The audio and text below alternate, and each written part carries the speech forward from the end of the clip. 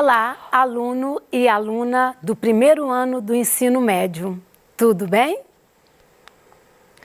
Meu nome é Maria Alice, eu sou professora de língua portuguesa e hoje nós vamos continuar vendo os elementos da narrativa, ok?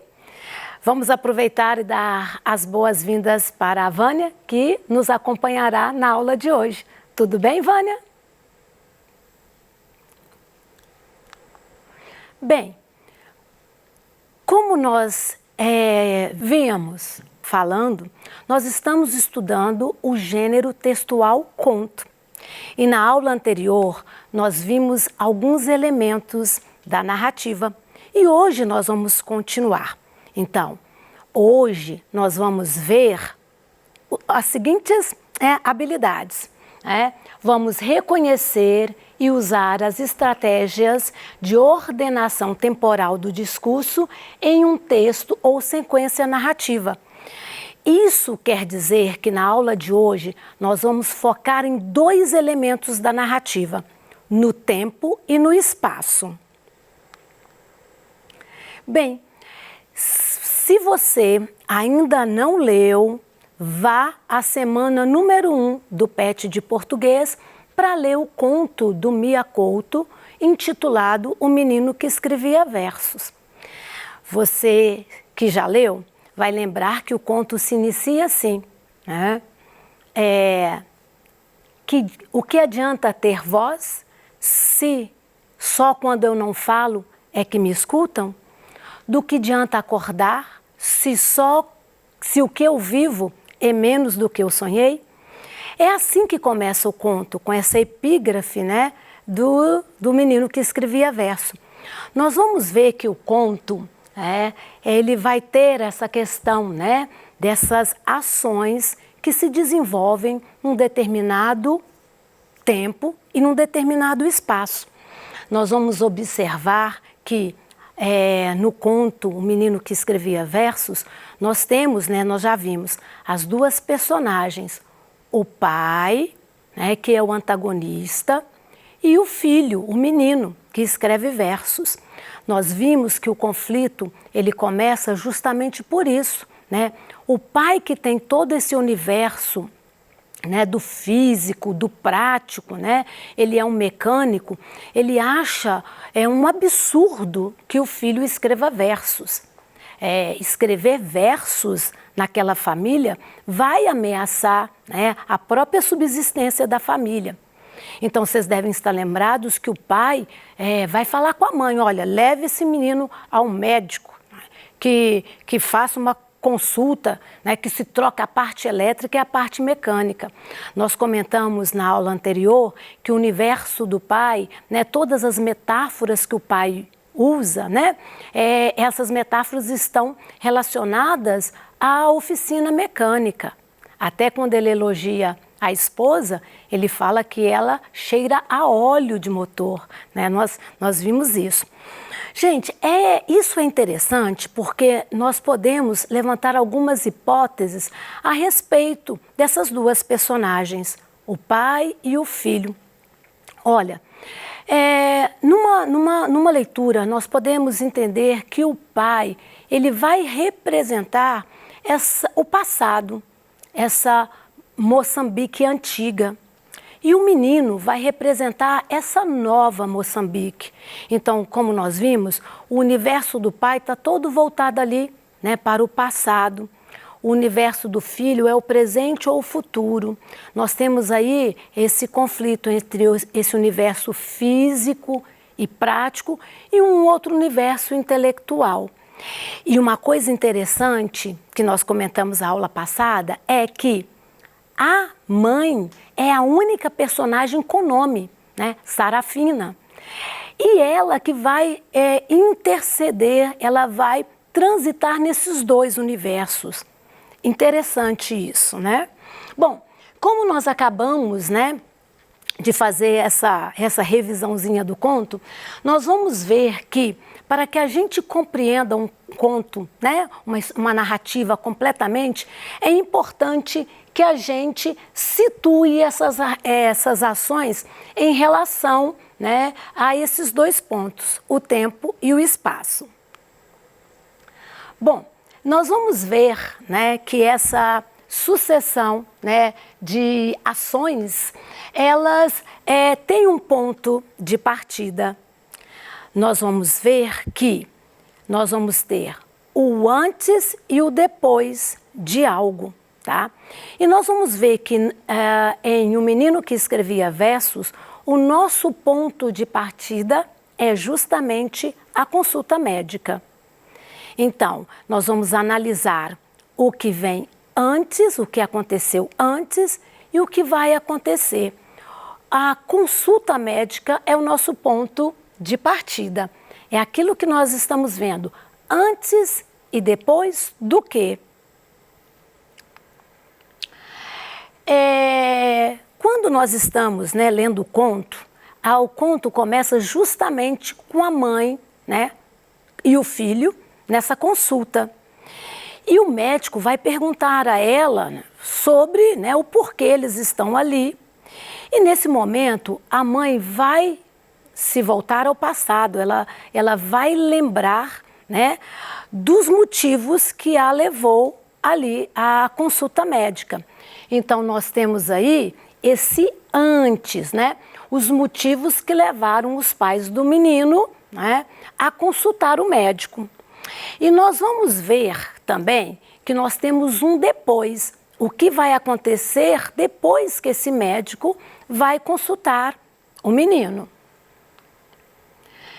Nós vamos perceber que os verbos são muito importantes para nos nortear nessa leitura. Tá? Então, nós vamos observar o seguinte: nós temos como o momento de referência, né, a consulta. Então, antes da consulta, nós vamos observar que nós temos dois tipos de verbo. Nós temos o verbo no pretérito perfeito, que é bem pontual. Então, e nós vamos observar que quando a mãe, ela pensa, vai surgir também o pretérito mais que perfeito. Olha, o efeito de sentido do pretérito mais que perfeito é um efeito de uma ação muito antiga. Então, nós teremos isso acontecendo, ok? Então, vamos para um exemplo. O médico estranhou o miúdo. Custava a crer, visto a idade, mas o moço, voz tímida, foi se anunciando. Olha, então, aqui, né, o médico estranhou, eu tenho o pretérito perfeito. A ação é pontual, ok? Nós estamos ali, ação pontual. Quando a mãe lembra do passado, nós vamos ter o pretérito mais que perfeito. E nós vamos ver um exemplo. Bom, como nós vimos, né, vamos ver esse exemplo então. O pai da criança, mecânico de nascença e preguiçoso por destino, nunca espreitara uma página. Lia motores, interpretava chaparias, tratava bem. Nunca lhe batera, mas a doçura mais requintada que conseguira tinha sido em noite de núpcias. Serafina, você hoje cheira a óleo castrol. Olha, então vamos observar esses verbos. Olha, quando nós estamos aqui com o espreitara, aqui no Brasil a gente costuma dizer mais tinha espreitado. A gente prefere o tempo composto. Mas espreitara é uma ação muito antiga. Lembra? Nós temos ali um médico, né? Usamos o pretérito perfeito, é o passado. Só que a mãe vai lembrar de algo anterior àquilo. Por isso o pretérito mais que perfeito. Por isso o espreitara, né? Por isso o conseguira. São ações muito antigas. A gente observa outros verbos presentes aqui também, como, né, lia, interpretava, tratava. Olha, esses verbos eles vão funcionar como pano de fundo, né? São ações que vão nos dar aquela ideia de coisa que tinha uma duração. tá? Enquanto o pretérito perfeito me dá essa ideia de pontual, o pretérito, né, imperfeito me dá essa ideia de duração. Olha, então nós vamos ver, né, que esses verbos, eles funcionam aí como esse pano de fundo, como esse cenário para as ações principais, que nós sabemos que é a questão ali da consulta. Uma coisa interessante que nós vamos observar em relação aos verbos é o seguinte: nós vamos observar também nesse conto que algumas ações, elas são antecipadas. E aí, nesse caso, o verbo que será usado, o modo verbal usado, será o futuro do pretérito. Vamos ver um exemplo? Que ele mesmo assumiria as despesas e que seria ali mesmo na sua clínica, que o menino seria sujeito a devido tratamento. E assim se procedeu. Olha, lembram daquilo que eu falei sobre a questão do ponto de referência, que é a consulta? Então, ele está na consulta e eles estão antecipando o que vai acontecer no caso desse menino ficar internado. Porque a mãe, vocês estão lembrados, a mãe fala: nós não temos dinheiro, nós não temos condição. E aí o médico vai falar isso, né? Assumiria as despesas, olha, tudo depois da consulta, né? Ele ficaria internado ali mesmo, ok? Bom, nós vamos observar que no conto também há, né, o presente. A gente observa normalmente o presente nos diálogos. No momento que a mãe e o médico conversam, no momento que o menino e o médico conversam, o modo verbal usado é o presente. Olha, ela hoje até se comove com a comparação. Perfume de igual qualidade, qual outra mulher ousa sequer sonhar? Pobres que fossem esses dias, para ela tinham sido de lua de mel. Vocês estão vendo que aqui, naquele momento da consulta, a mãe faz essa reflexão e ela usa esse verbo no presente, né? Então, nós temos ali, olha, comove, ok? Ousa, esses verbos estão no presente.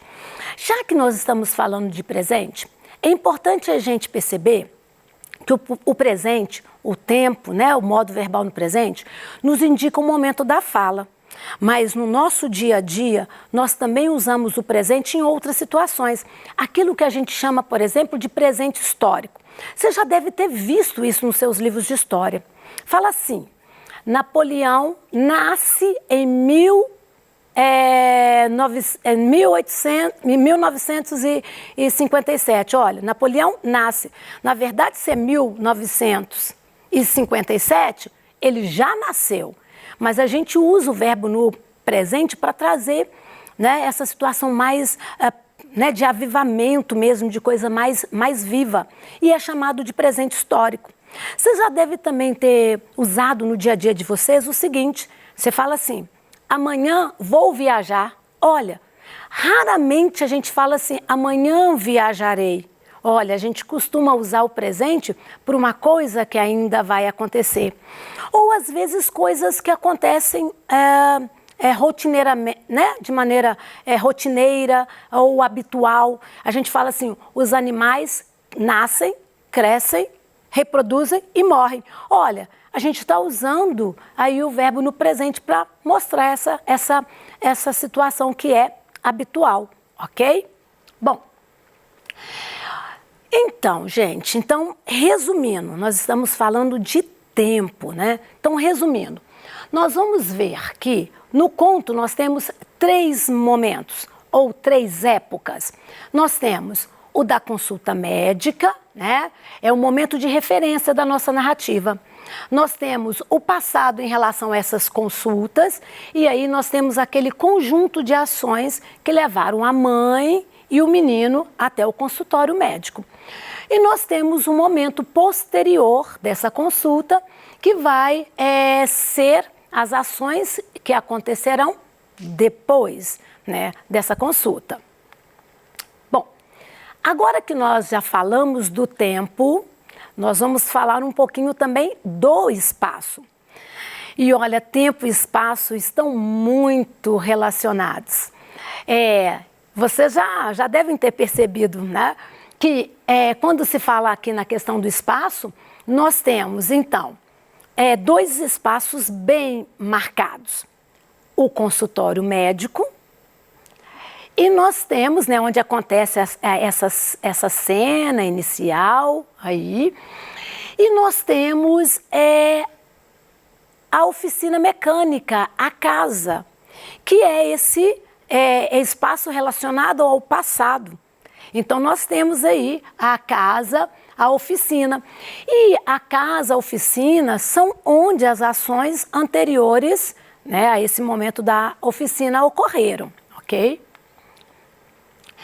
É interessante que nós vamos observar o seguinte, o narrador, né, também pode, gente, isso é muito interessante, o narrador, ele pode avançar, ele pode trazer uma determinada rapidez, tá? O conto, ele pode ser mais rápido ou menos rápido. E como que ele vai fazer isso? Ele faz isso, por exemplo, usando diálogos. No momento que nós temos um diálogo, tá? Nós vamos ver que a fala das personagens faz com que a narrativa tenha a mesma velocidade, né, daquilo que está ocorrendo. Então, tem uma passagem que eu acho muito bonita, que é a hora que o médico se dirige ao menino e pergunta para ele: dói-te alguma coisa? E ele fala: dói minha vida, doutor. E aí o médico suspende, né, a escrita, porque a resposta do menino surpreende. Vocês viram que os verbos aqui é o mesmo momento. Mas às vezes essa situação pode ser agilizada, pode ser mais rápida. É quando justamente nós teremos o discurso indireto. Veja bem, Dona Sarafina respondeu que não. O pai da criança, mecânico de nascença e preguiçoso por destino, nunca espreitara uma página. Vocês estão vendo? Aqui, em vez de falar, Dona Sarafina disse, ... travessão, não. Ou Sarafina respondeu não. Olha, nós não temos isso. Então, aqui, a velocidade, né, nós vamos ver que a narrativa é mais rápida, mais veloz, ok? Nós vamos observar que o tempo ele também pode ficar suspenso. O quê? Sim. Quando nós temos um excesso ali, né, de descrições, esse tempo ele fica suspenso. Okay? Então, nós vamos ver, quando tem essas descrições, nós vamos ver que o pretérito imperfeito também, olha, lia, tratava, também me dá essa ideia de vai desacelerar a narrativa, ok? Então, o efeito de sentido do pretérito imperfeito também é esse, de desacelerar, ok? Olha, então, nós temos aqui um exemplozinho só para a gente ver, para a gente ir, né, para a gente finalizar, para a gente ver esses efeitos de sentidos na hora, né, da nossa leitura. Olha, o médico chamou a mãe, lembram? Pontual, né? Chamou a mãe à parte, que aquilo era mais grave do que se poderia pensar. Olha, aqui eu tenho pretérito, aquela questão das ações, eu sinto um desacelerar aqui. E aquela questão mesmo que nós falamos, né, da frequência. O menino carecia de internamento urgente. Vocês lembram que a gente falou daquela questão lá do futuro, né, o futuro do pretérito para as coisas que ainda vão, né, acontecer? Bom, gente, então aqui nós tivemos um exemplozinho de como esses verbos estão ali, né, no conto, na narrativa, conferindo esses efeitos, ok?